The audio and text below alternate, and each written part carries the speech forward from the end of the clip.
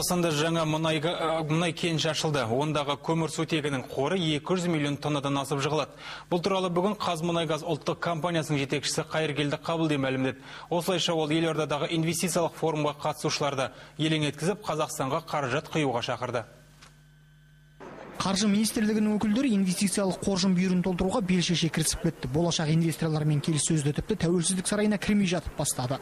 Ал вице-премьер Әсет Исекешев Батыс Европа, Батыс Қытай көлік дәлізінің салынуы елдің инвестициялық мүмкіндігін едәуір кеңітерін айтып, инновацияға бет бұрған кәсіпорындарға билік барынша қолдау көрсететініне сендірді. Президент сказал, крупные компании для пользователей, поэтому мы сейчас изучаем. Елбасы жергілікті кәсіпорындар инновациялық бағытқа баса көңіл бөлу керек екендігін айтты.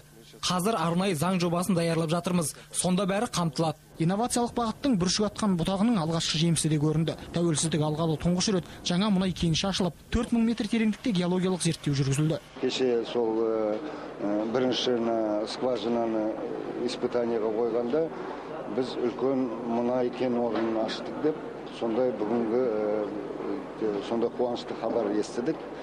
Ол мұнай кен орнында ең кемінде 200 миллиондай мұнай болады.